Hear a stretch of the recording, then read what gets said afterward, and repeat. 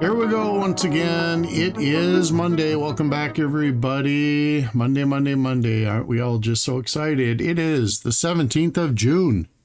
Yeehaw. I don't have anything I need to announce at this time. I don't have anything I need to go over, so why don't we go ahead and get ourselves into that best position to receive and start with that prayer to God. Let's not forget the United States as a whole. Per the request of only one of the living former United States presidents, let's not forget our loved ones. Let's not forget each other.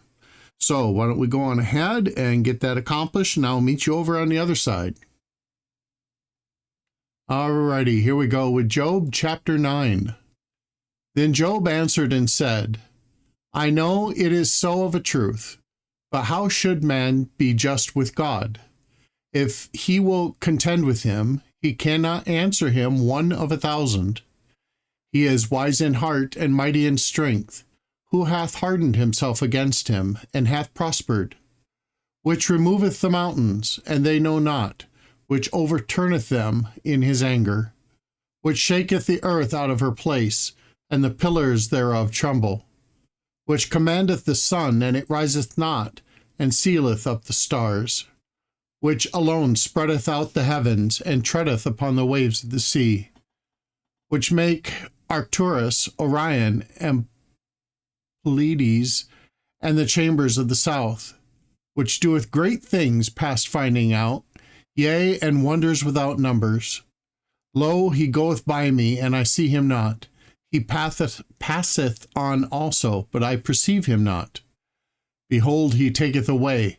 Who can hinder him? Who will say unto him, What dost thou? If God will not withdraw his anger, the proud helpers do stoop under him. How much less shall I answer him, and choose out my words to reason with him?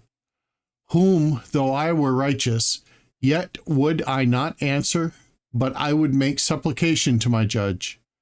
If I had called, and he had answered me, yet would I not believe that he had hearkened unto my voice. For he breaketh me with a tempest, and multiplieth my wounds without cause. He will not suffer me to take my breath, but filleth me with bitterness. If I speak of strength, lo, he is strong. And if of judgment, who shall set me a time to plead? If I justify myself, mine own mouth shall condemn me. If I say, I am perfect, it shall also prove me perverse. Though I were perfect, yet would I not know my soul, I would despise my life. This is one thing, therefore I said it, he destroyeth the perfect and the wicked. If the scourge slay suddenly, he will laugh at the trial of the innocent. The earth is given into the hand of the wicked. He covereth the faces of the judges thereof. If not, where and who is he? Now my days are swifter than a post. They flee away. They see no good. They are passed away as the swift ships, as the eagle that hasteth to the prey. If I say, I will forget my complaint, I will leave off my heaviness and comfort myself. I am afraid of all my sorrows.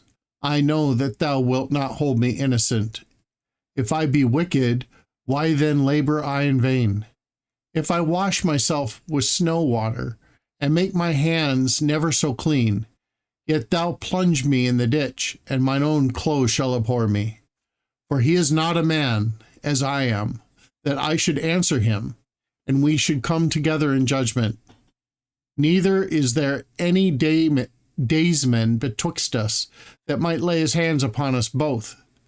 Let him take his rod away from me, and let not his fear terrify me.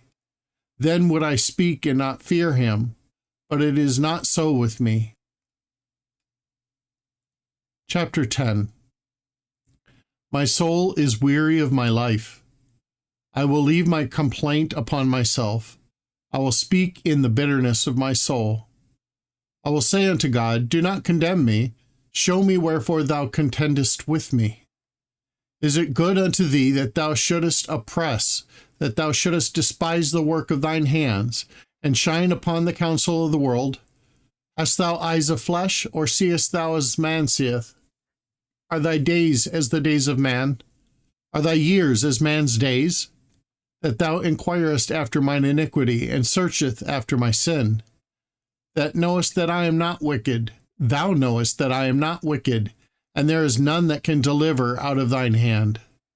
Thine hands have made me and fashioned me together round about, yet thou dost destroy me. Remember, I beseech thee, that thou hast made me as the clay, and wilt thou bring me into dust again? Hast thou not poured me out as milk, and curdled me like cheese? Thou hast clothed me with skin and flesh, and hast fenced me with bones and sinews. Thou hast granted me life and favor, and thy visitation hath preserved my spirit. And these things hast thou hid in thine heart. I know that this is with thee. If I sin, then thou markest me, and thou wilt not acquit me for mine iniquity. For if I be wicked, woe unto me, and if I be righteous, yet will I not lift up my head? I am full of confusion. Therefore see thou mine affliction, for it has increaseth. Thou huntest me as a fierce lion, and again thou showest thyself marvelous upon me. Thou renewest thy witness against me, and increase thine indignation upon me. Changes and war are against me. Wherefore then hast thou brought me forth out of thy womb? Oh, that I had given up the ghost, and no eye had seen me. I should have been as though I had not been. I should have been carried from the womb to the grave. Are not my days few? Cease then, and let me alone, that I may take comfort a little. Before I go whence, I shall not return, even to the land of darkness and the shadow of death.